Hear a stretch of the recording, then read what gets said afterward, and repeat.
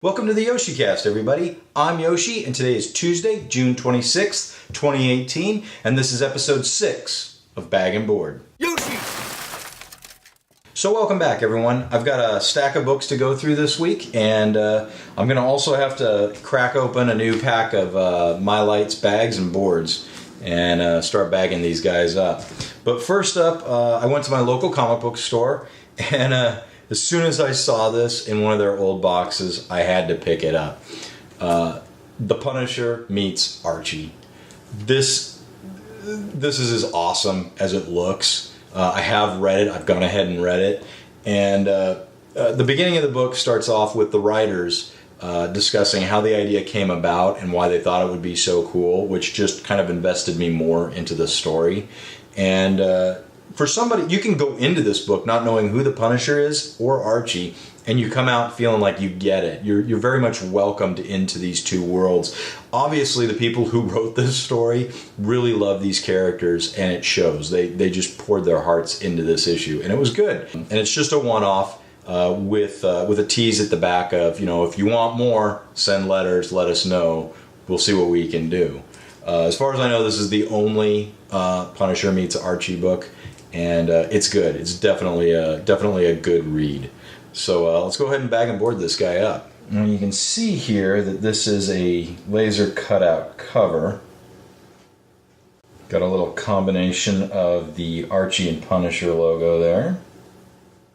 And the art style in this is definitely Archie artists working on anything related to Archie pages, and Punisher artists or Punisher style on anything that involves Punisher pages. It's really, really immersive. It's really an interesting combination of both worlds that they did throughout this entire book, and it was just a super fun read.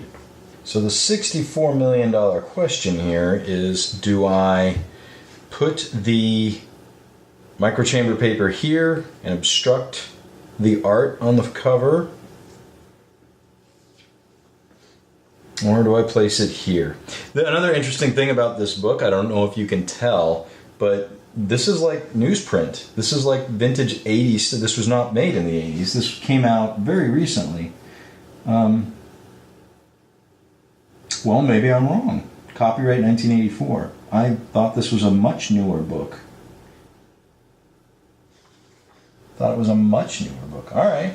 Well, I did not realize that when I was reading it through. I thought this was a much newer book, but it's not. This is thick cardstock. This is glossy paper, and this is newsprint. I think I'm going to go ahead and put the microchamber paper here. Hope for the best, I guess. I'm just making a judgment call. This isn't based on obscuring the art.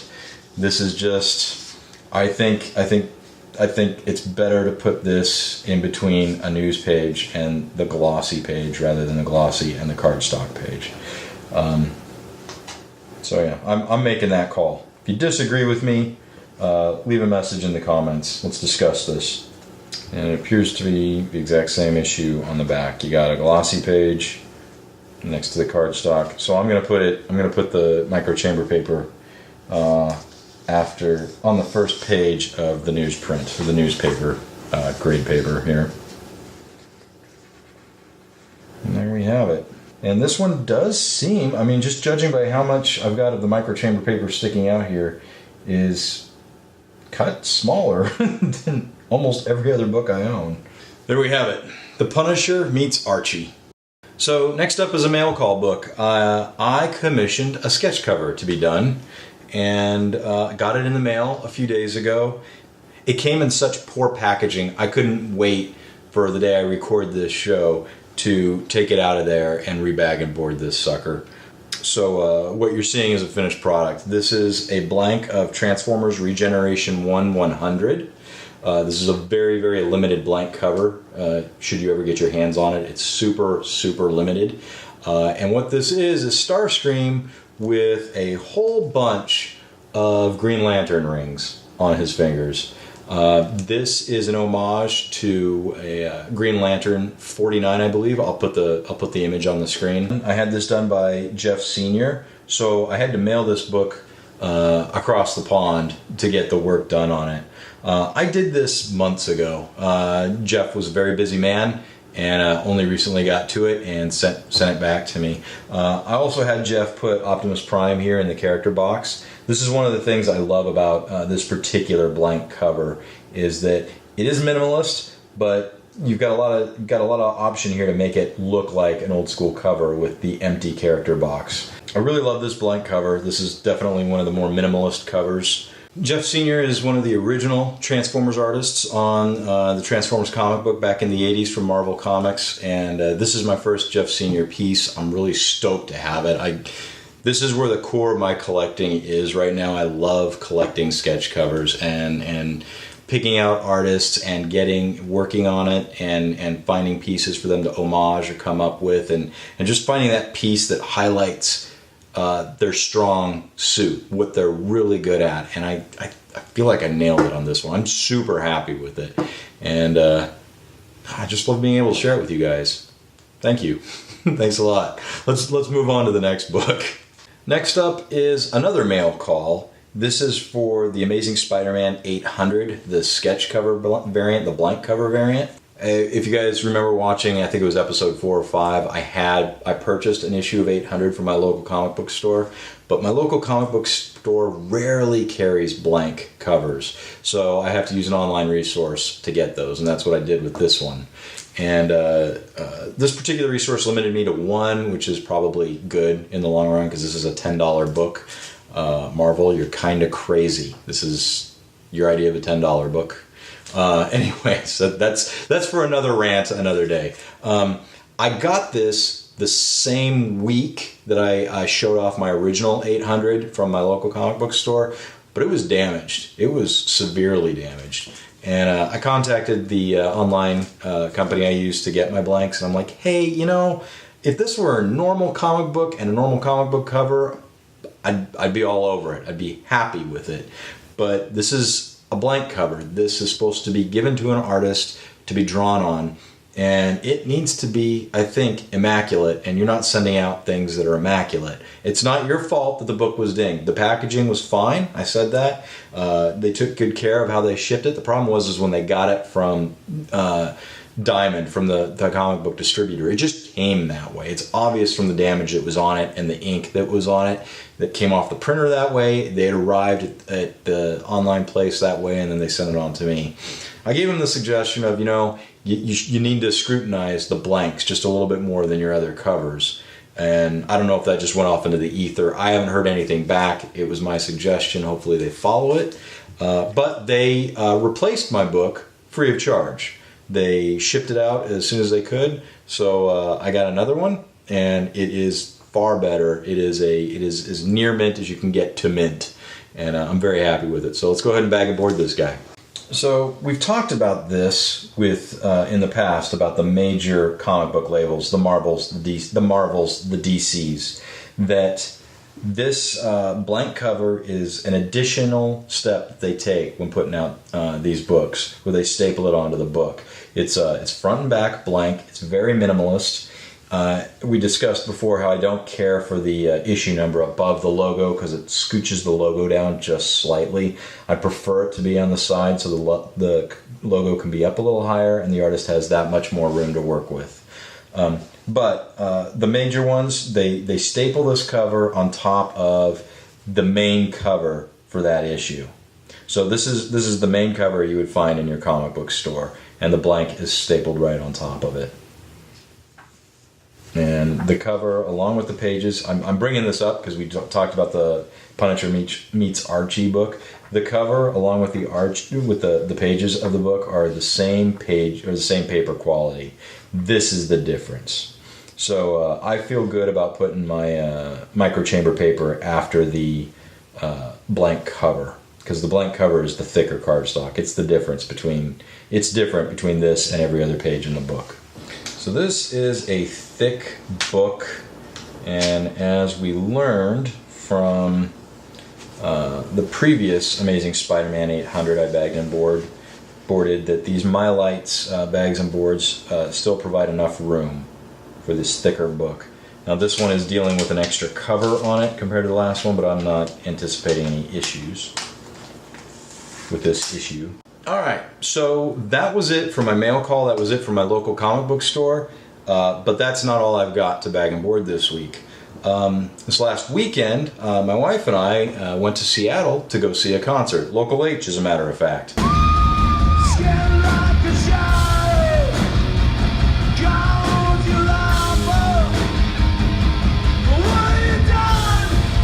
That song you just saw does not require 3 drummers.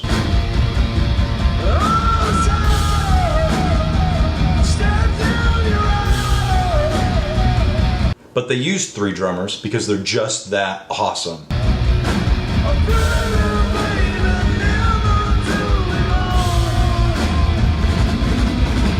Honestly, if you get a chance to see Local H, you should.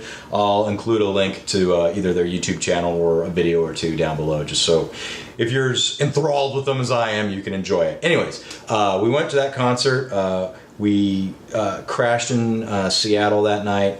The next morning we got up and I went to a comic book store called Everett Comics in Everett, Washington, and they're right next to the Funko pub, you know, the vinyl pop figures, right across the street from their corporate office. So that was kind of cool.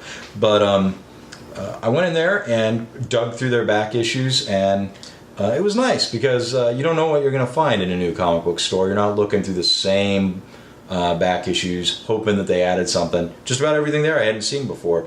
And I grabbed a few things. The first thing that caught my eye was a Darkhawk comic. Darkhawk issue 9, which on the cover states, "Side by side with the Punisher." Had to get this. Obviously had to get this. So let's go ahead and bag and board this guy up. And here it is, Darkhawk issue number 9, featuring the Punisher. And one thing I can tell you is, as soon as I took that bag out, took this out of the bag it came in, that bag was dirty as hell. As soon as I had it out, the colors just popped, and getting it in the Mylar, it pops even more. It almost looks like the Punisher's eyes are glowing, but it's actually a greater effect of the red that's shining on him. It's just a great looking book. It looked so muddy and dirty in that bag, and now it looks so much better. But this was an extremely, extremely dirty bag. Next up, we've got some deviation from the Punisher for a change. We've got issue 146, a G.I. Joe Real American Hero from Marvel. Why did I buy this? It's a very good question. And the reason is, this is shortly after the introduction in G.I. Joe of Transformers Generation 2. And the reason I wanted this is because in the letters section in the back, fans are still writing in talking about the Transformers Generation 2 and G.I. Joe crossover, and I wanted to read those. As well as I'm working on another project that I'll do a video on that you'll see in the future concerning the people that wrote in to this comic and the other Transformers comics.